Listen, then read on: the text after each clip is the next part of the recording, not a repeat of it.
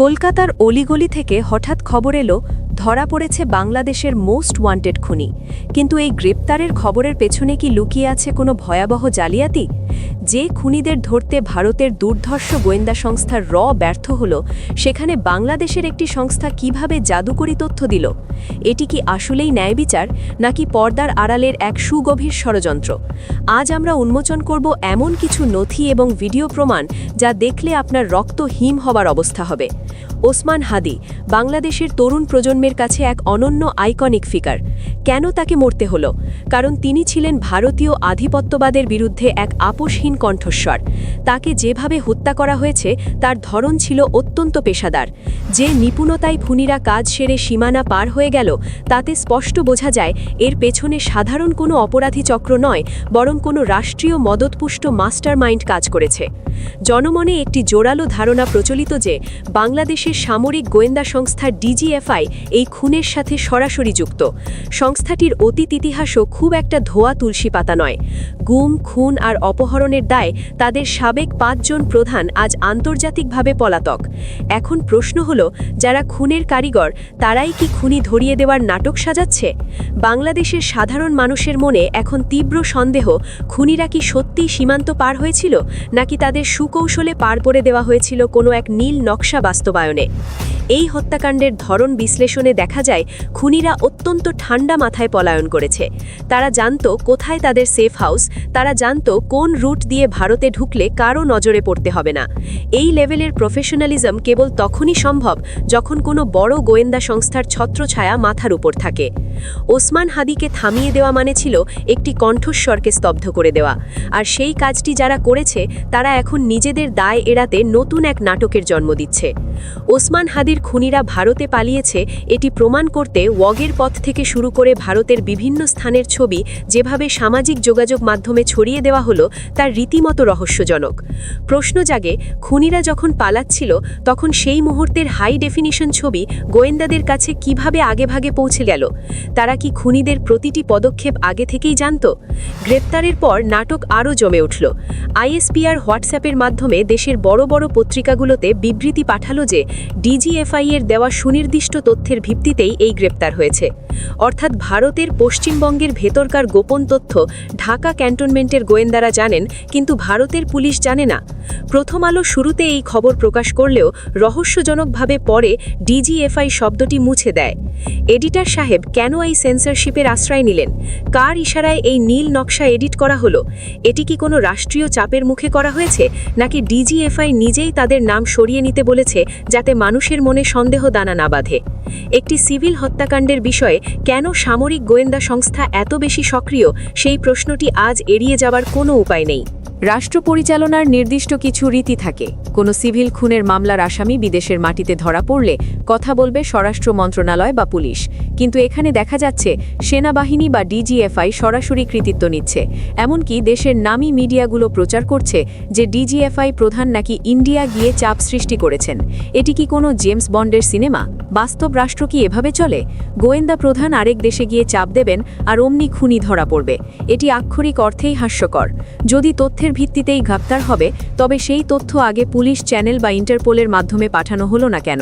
আন্তর্জাতিক রীতি অনুযায়ী এক দেশের গোয়েন্দা সংস্থা অন্য দেশের অপারেশনাল কাজে এভাবে সরাসরি হস্তক্ষেপ করতে পারে না। তবে কি আমরা ধরে নেব যে ডিজিএফআই এর হাত ভারতের পুলিশের ভেতরেও সমানভাবে সক্রিয়, নাকি পুরো বিষয়টি একটি সাজানো গল্প যা কেবল সাধারণ মানুষকে শান্ত করার জন্য তৈরি করা হয়েছে? ওসমান হাদি হত্যার বিচার কি তবে কোনো স্ক্রিপ্টেড নাটকে পরিণত হচ্ছে? এই গ্রেপ্তারের পেছনের অসঙ্গতিগুলো কি ধামাচাপা দেওয়ার চেষ্টা চলছে? সত্যের গভীরে যেতে এবং এই ভয়ঙ্কর চক্রান্তের বাকি অংশ জানতে আমাদের চ্যানেল নিউজ বিডি লাইভ এখনই সাবস্ক্রাইব করুন, কারণ আপনার সচেতনতাই পারে অন্ধকার দূর করতে। আইএসপিআর দাবি করছে তারা সুনির্দিষ্ট তথ্য দিয়েছে, কিন্তু কলকাতার জনপ্রিয় সংবাদ মাধ্যম এবিপি আনন্দের লাইভ রিপোর্টে যা উঠে এসেছে তা শুনলে আপনার চোখ কপালে উঠবে। সাংবাদিক স্পষ্ট জানাচ্ছেন যে যখন পশ্চিমবঙ্গ পুলিশ ওই দুজনকে আটক করে তখন তারা জানতই না এরা কারা। পুলিশের স্পেশাল টাস্ক ফোর্স এসটিএফ তাদের সাধারণ সন্দেহের বশেই ধরেছিল। পরে যখন তাদের ছবি মেলানো হলো তখন বেরিয়ে এলো ফয়সাল করিম মাসুদ ওরফে রাহুল এবং আলমগীর হোসেনের পরিচয়। এখন প্রশ্ন হলো, যদি ডিজিএফআই তথ্য দেবে তবে কেন সেই তথ্যের কোনো লেশমাত্র পশ্চিমবঙ্গ পুলিশের কাছে ছিল না? এই ভয়াবহ অসঙ্গতি কি তবে কোনো পর্দার আড়ালের ষড়যন্ত্র নয়? পশ্চিমবঙ্গ পুলিশের একটি সূত্র বলছে তারা স্রেফ রুটিন চেকআপের সময় দুজনকে আটক করে, অথচ বাংলাদেশে বসে একটি সংস্থা দাবি করছে এটা তাদের গোয়েন্দা তথ্যের ফসল। এই দুই তথ্যের মধ্যে যে বিশাল ফারাক তা প্রমাণ করে যে বাংলাদেশের মিডিয়াতে যা প্রচার করা হচ্ছে তা একটি বড় ধরনের প্রোপাগান্ডা। মানুষকে ধোঁকা দেওয়ার জন্য এবং খুনিদের আসল পৃষ্ঠপোষকদের আড়াল করার জন্যই কি এই ক্রেডিট নেওয়ার প্রতিযোগিতা? গ্রেপ্তারের খবর আসার সাথে সাথে আসিফ নজরুল বা তথাকথিত বিএমপি মিডিয়া সেলে যে ছবিগুলো শেয়ার করা হয়েছে সেগুলো ভালো করে লক্ষ্য করুন। সেখানে এআই জেনারেটেড কৃত্রিম ছবি ব্যবহার করা হয়েছে। কেন এই জালিয়াতি?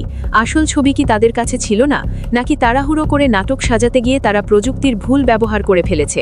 এর মাঝেই দেখা মিলল সেই বাটপার টাকলা সাদির, যে নিজেকে অনেক বড় জ্ঞানী হিসেবে দাবি করলেও আসলে সে প্রতারণার দায়ে আমেরিকায় জেল খেটে আসা এক দাগী আসামি।